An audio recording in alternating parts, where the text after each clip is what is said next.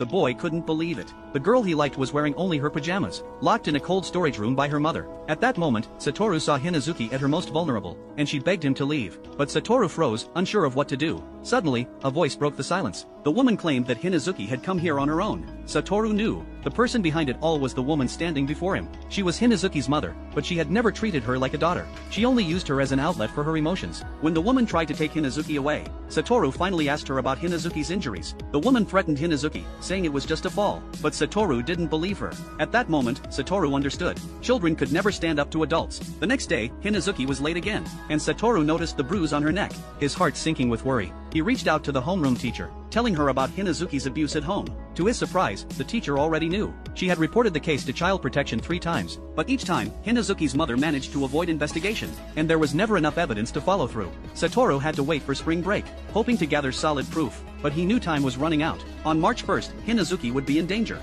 He returned to class, still thinking of a plan. However, he noticed that the lunch money he had left in his desk was gone. Someone claimed the money had been stolen, and even accused Hinazuki of taking it, since she had eaten the school lunch without paying, and they thought only poor people would steal. This sparked gossip among the class, and when they opened Hinazuki's backpack, they found the money. Hinazuki's classmates eagerly shouted that she was the thief. Satoru angrily interrupted, firmly stating that Hinazuki wouldn't steal. The class fell silent. Hinazuki was used to being misunderstood, but this was the first time she felt someone truly trusted her. From that day on, their relationship quietly began to change. Satoru started inviting Hinazuki to go out with him on Saturdays, but Hinazuki's mother refused, threatening Hinazuki, asking if she wanted to go out with Satoru. To her surprise, Hinazuki nodded, and in an instant, her mother was furious, raising her hand to hit her, but Satoru's mother arrived just in time, stopping her. Reluctantly, Hinazuki's mother agreed, allowing her to go out on Saturday. On Saturday, February 27th, Satoru took Hinazuki to the Science Museum, and with Satoru's insistence, Hinazuki's mother's abusive behavior noticeably decreased.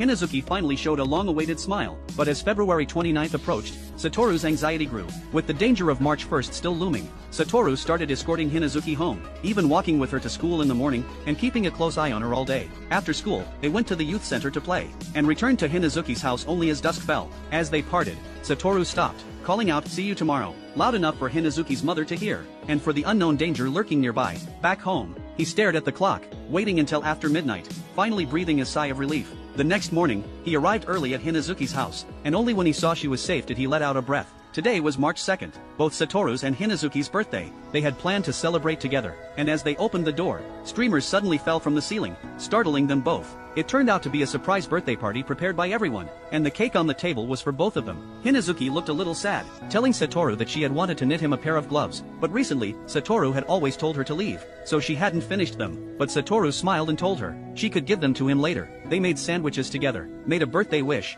and received many birthday gifts. Satoru's gift to Hinazuki was also a pair of gloves. After the party ended, Satoru still walked Hinazuki home. As they parted, Hinazuki told Satoru the gloves would be finished soon, and she would give them to him the next day. They promised to meet again the next day, and Satoru returned home filled with joy. He thought to himself that he had changed Hinazuki's fate. However, the next day when Satoru went to school, he found that Hinazuki was late. A sense of unease surged within him. Hinazuki didn't show up all day, and when school let out, Satoru rushed out. But when he arrived at Hinazuki's house, he found the house and storage room empty, except for some men's rubber shoe prints. What Satoru didn't know was, they were hiding in the house, and Hinazuki's fate was now uncertain.